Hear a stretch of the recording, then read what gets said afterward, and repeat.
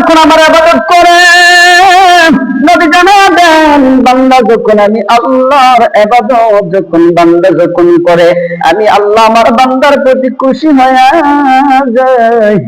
আমি আল্লাহ আমি বান্দারে বানাইছি বান্দা যেন আমার ইবাদত করে, আর যেই বান্দা আমার ইবাদত করবে আমি আল্লাহ আসমান এবং জমিনের সব আমি আল্লাহ বান্দার জন্য নিয়োজিত করে দেব। খলাকাতুল জিন্না ওয়াল ইনসা ইল্লা লিয়াবুদুন।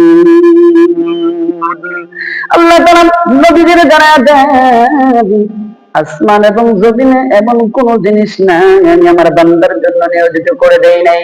আমি আমার বান্দার জন্য সব প্রকার প্রাণী থেকে শুরু করে সব আমার বান্দার জন্য নিয়োজিত করেছি। আমি আল্লাহ এই জন্য আমি আমার বান্দাকে মানুষদেরকে সর্বশ্রেষ্ঠ মানুষ বানালাম, তারা যেন ওয়ামা খালাকতুল জিন্না ওয়াল ইনসা, যেন জিন এবং মানুষ আমি আল্লাহর ইবাদত করে আমি আল্লাহর আল্লাহ বলে যে কোন স্বীকার করে। রব্বুল কারীম আল্লাহ সুবহানাহু ওয়া তাআলা মানুষদেরকে লক্ষ্য করে আল্লাহ তাআলা বলেন ওয়াল্লাযী খালাকা লাকুম মা ফিল আরদি জামিআন। মহান রব্বুল কারীম আল্লাহ রাব্বুল আলামিন কোরআনুল হাকীমের ভিতরে বলেন তিনি সেই সত্তা যিনি পৃথিবীর সবকিছু তোমাদের জন্য মানে মানুষের জন্য আল্লাহ রাব্বুল আলামিন সৃষ্টি করেছেন। আসমান সৃষ্টি করেছেন আল্লাহ মানুষের জন্য, জমিন সৃষ্টি করেছেন আল্লাহ মানুষের জন্য, এমনকি কুল কায়নাত যা কিছু দেখি এবং যা দেখি না সবকিছু আল্লাহ তাআলা মানুষের কল্যাণের জন্য আল্লাহ তৈরি করেছেন।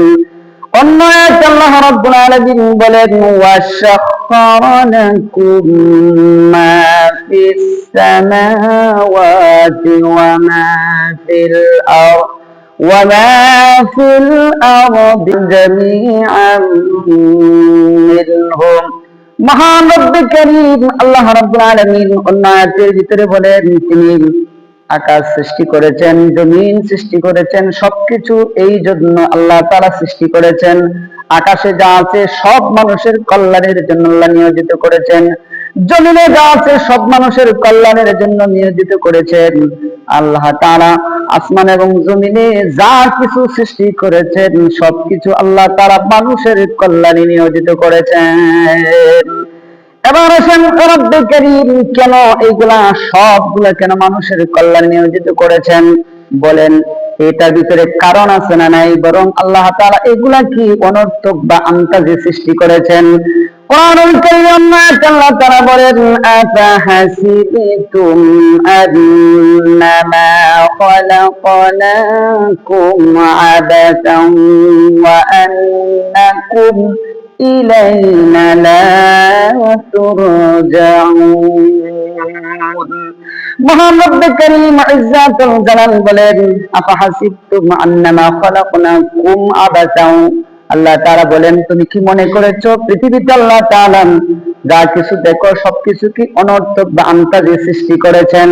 আল্লাহ বলেন না না আমি কোনো কিছু আন্তাজে সৃষ্টি করি নাই, বরং এই সব কিছু আমি বান্দার জন্য সৃষ্টি করেছি, আর বান্দারে সৃষ্টি করেছি বান্দা যেন আমার ইবাদত করেন।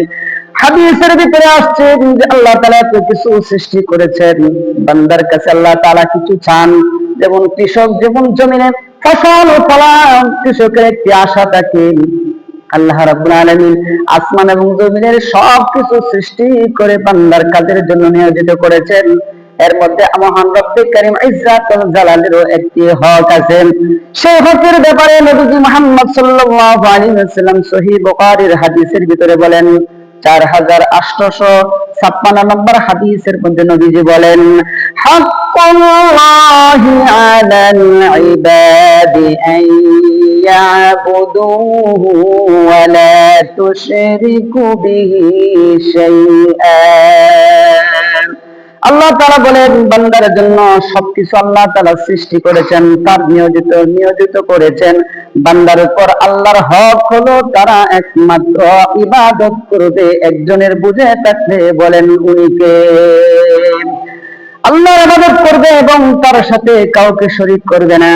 শুধু তাই নয়, আল্লাহ তাআলা এত কিছু সৃষ্টির পর আল্লাহ তাআলা মানুষ সৃষ্টি করেছেন বেসিক একটি উদ্দেশ্য রবের আছে না নাই? রবের একটি বেসিক উদ্দেশ্য হলো আল্লাহ তাআলা কোরআনুল কারীমে নবীরে জানায় দেন